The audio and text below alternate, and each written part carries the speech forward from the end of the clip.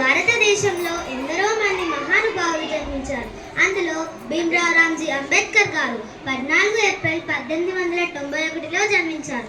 ఆ వ్యక్తి ఎన్నో మార్పులు ఇంకా ఎన్నెన్నో ఆశయాలతో తన జీవితాన్ని మన కోసం అంకితం చేశారు. అలాంటి గొప్ప మనిషి కథ మనందరి కోసం. ఈ కథ మనందరి కోసం.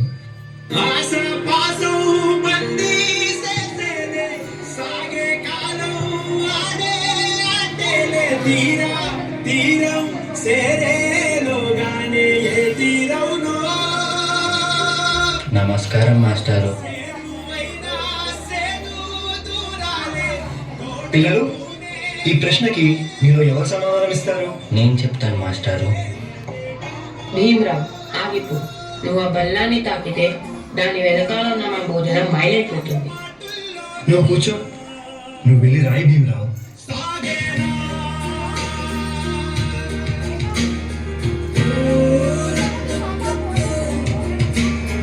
జీవితంలో నువ్వు చాలా గొప్పవాడి అవుతావు భీమరావు.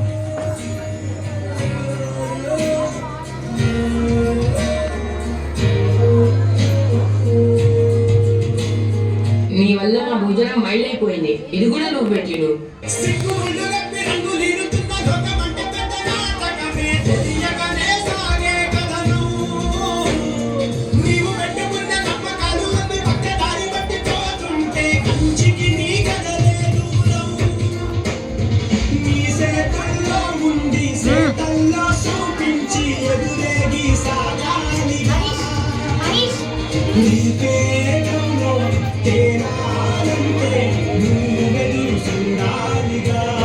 చాలా దాహంగా ఉంది.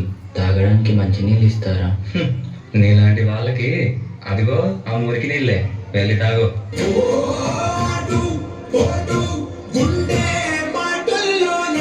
మనుషుల్ని మనుషుల్లా చూడండి, పశుల్లా కాదు.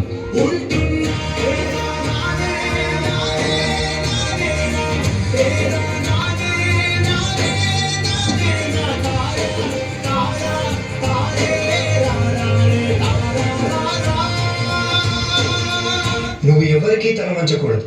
నీ చదువు నీ మార్గం కావాలి. విజ్ఞానమే నీ ధనం కావాలి.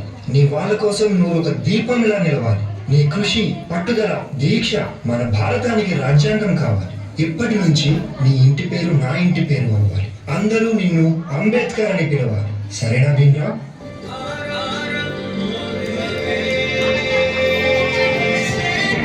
ఎంతమంది తనని తక్కువగా చూసినా చదివే లోకంగా మార్చుకొని మెట్రిక్ సాధించాడు. అదే సమయంలో పెద్దలు తన పెళ్లి కూడా చేశారు.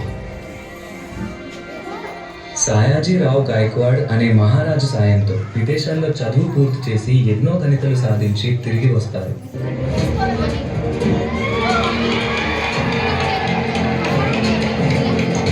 బాబా, ఇన్ని సంవత్సరాలు గడిచినా ఈ పెద్దలు మారలేదు, మా బ్రతుకులు మారలేదు. ఎలాగైనా మా తలరాతను మార్చే దేవుడివి నువ్వే కావాలి బాబా.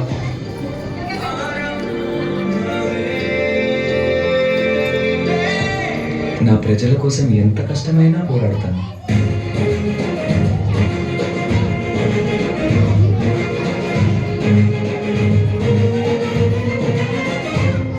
భారత రాజ్యాంగం యొక్క మూసాయుధ కమిటీ అధ్యక్షుడిగా మిమ్మల్ని ఎన్నుకోవడం మాకు చాలా సంతోషంగా ఉంది.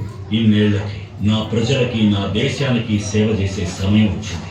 భారత రాజ్యాంగాన్ని నిర్మించే అవకాశం నాకు దక్కింది. దీనికోసం నా ప్రాణాలు అర్పించడానికైనా సిద్ధంగా ఉన్నా.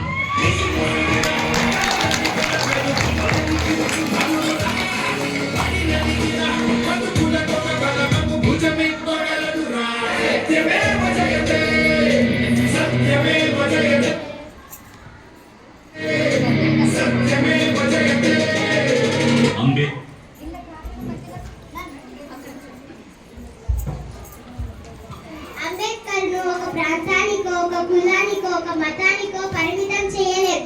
ఎందుకంటే ప్రతి భారతీయుడికి